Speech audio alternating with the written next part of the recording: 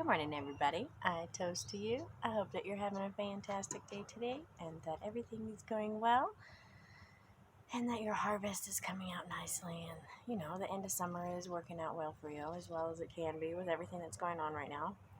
I, so yesterday I was told on one of my videos that I'm too quiet, which is the first time in my whole life that I've been told I need to be louder. So I'm going to try and talk a little bit louder today.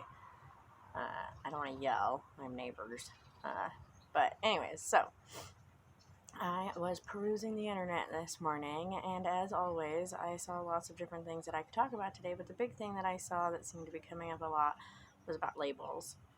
And you see people are like, oh, what kind of witch am I? Or what kind of pagan am I? Or what label should I put on myself? So let's start off. We're going to talk about a couple of labels, a lot of labels, a few labels, whatever. Let's talk labels. We're going to start off by the difference between a pagan and a witch. A witch is a person that practices magic. A pagan is someone who follows the natural path of religion. Non-monotheistic, just depending on who you ask. They are not interchangeable words. You do not have to be a witch and a pagan. You can be one or the other. I have met many Christian witches, people who are devout followers of Jesus, who practice magic. I have met angel healers who practice magic, but called to angels and God and Jesus. I have met atheist witches who do not believe in any God, but do practice magic.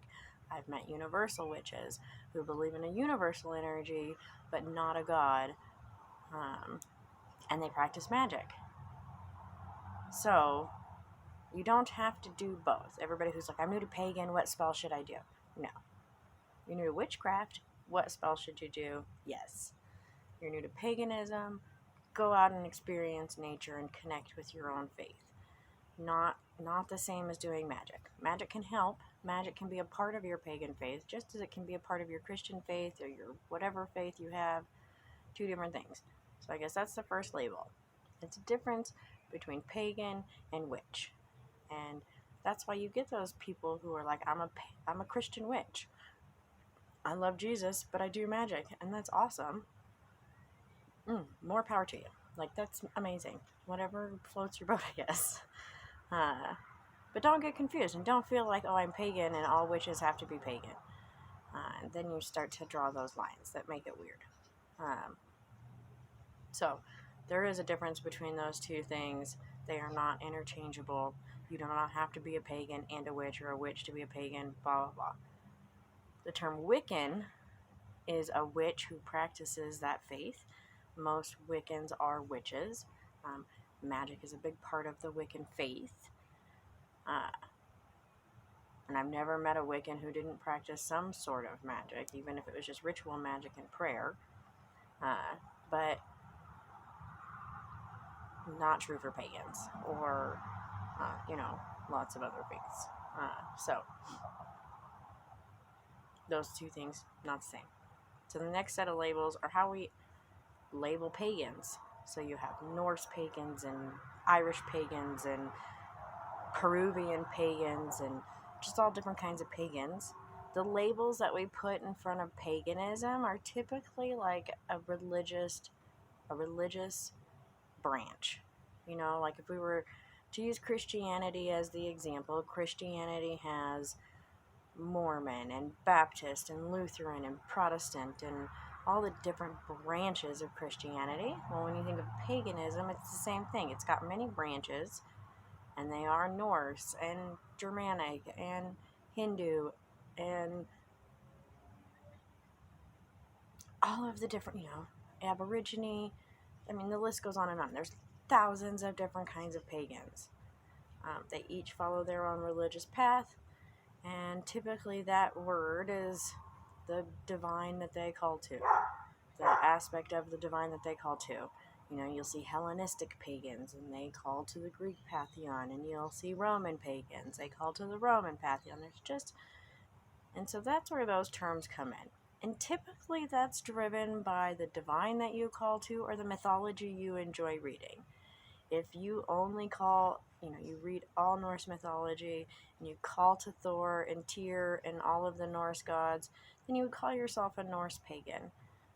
Sometimes they call themselves heathens. Sometimes they don't. And that's, so that's where those labels come in. So if you find that you're super drawn to Celtic mythology and that all you want to do is read about the Tuatha De Danann and learn about those gods, then you would probably call yourself a Celtic pagan. Some people put Reconstructionalist in there because we are not practicing the same exact faith they did. We are reconstructing their faith based off of our research through history and meditation and all the different ways that you connect. But that's just one of those words like neo. It's new. There are people who like to draw that line that say, we don't practice what our ancestors practiced because we don't know what they practiced. All we have is the books written by the monks, and therefore we have recreated this based off of that. So that makes you neo or reconstructionist or, whatever. And then the other big term is eclectic.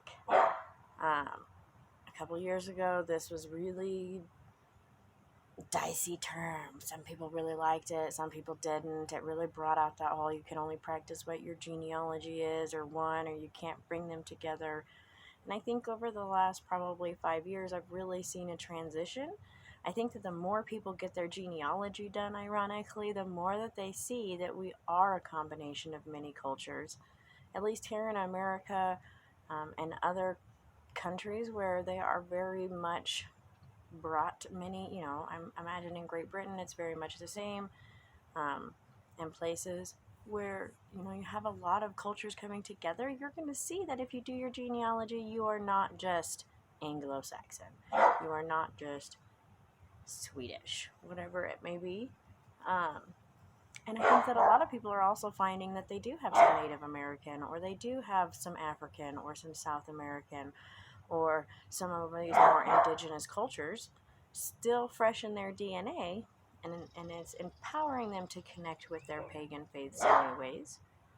I think that's really changed and made the term eclectic more accepted. I also see more people just being eclectic. So the term eclectic means that you don't just pick one faith. You don't just call to Norse gods. Maybe you call to Thor, and then maybe you also call to Hera.